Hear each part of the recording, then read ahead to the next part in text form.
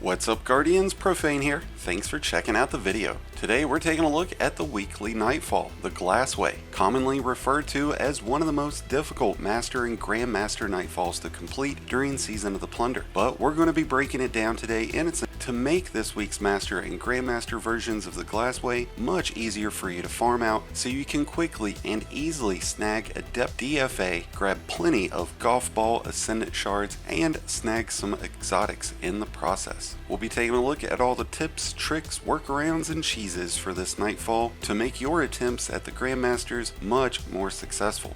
Before we dive in, if you end up enjoying today's video and find it helpful, then please be sure to hit that like button below, along with the subscribe button if you're new. Both are greatly appreciated, and both really do help the channel grow. As I previously mentioned, the Glassway is one of the more difficult Nightfalls to complete this season. To take on the Grandmaster version of this week's Nightfall, you'll need to be at least 1595 power level. In terms of builds that are going to work best for this Nightfall, Warlocks will want to utilize stasis builds with the Osnia exotic gauntlets. Otherwise, a Well Radiance build will do fine. Hunters will want to go with a Void build with emphasis towards invisibility. Utilizing the Omnioculus or the Gear Falcon's Hauberk is preferred. Titans can bring some major support in the form of a Titan Bubble. Otherwise, a Behemoth build will do great. This week's acute burn is Void, giving both you and your enemies an increase in Void damage, which makes weapons like Le Monarch really preferred for this Nightfall. With that being said, you will still contend against Lure and Arc shields, so having a variety of energy weapons throughout your team is going to be preferred.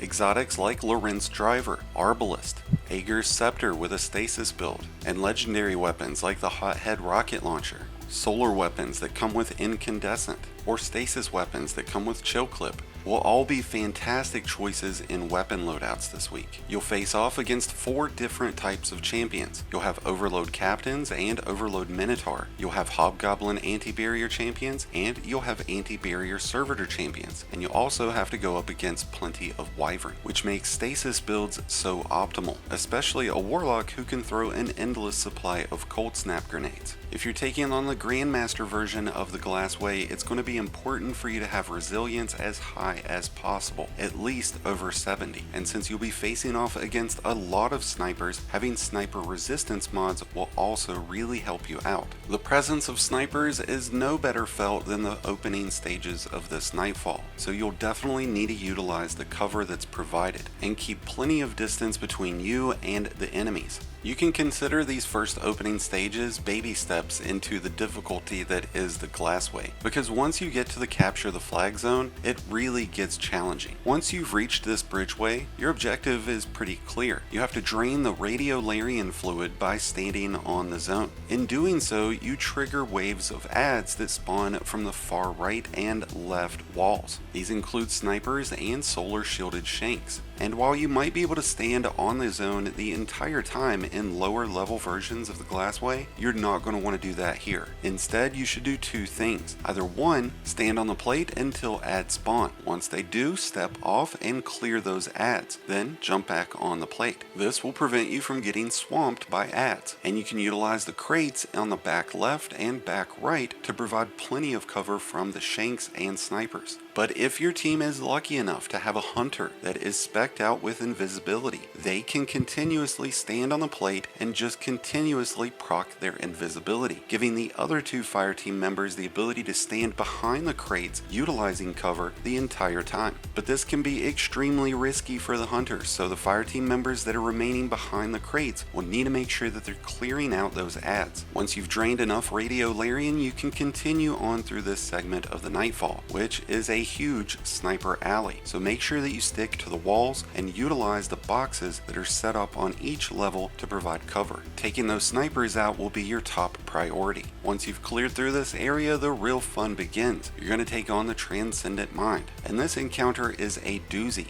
You'll have alternating segments of Big Boss and Little Boss, and you'll have rotating waves of adds, with one wave including Overload Minotaur, with the next including Hobgoblin Anti-Barrier champions and Wyvern. And while the Hobgoblin anti-barrier champions will stay in the center, the Wyvern and Minotaur will rush you. So you'll need to use either the left or the right side wings of this arena, with the left being the preferred. And it's in this left side that you can actually get a glitch spot allowing you to get out of the map. And this can be beneficial for two reasons. If running the Glassway on Master or Grandmaster, you can send a Guardian up to this area to remain while the others stay below. This way, you never have to worry about the team wiping. And this will also provide a great place for your team to run to if things get a little too hectic. Because while you're sitting on this ledge out of map, you're still able to fire weapons like the Wither Horde or throw stasis turrets and grenades down to the bottom, which can give you a great advantage when those Wyvern and Overload Minotaur come rushing in. Whether you utilize the out of map glitch or not,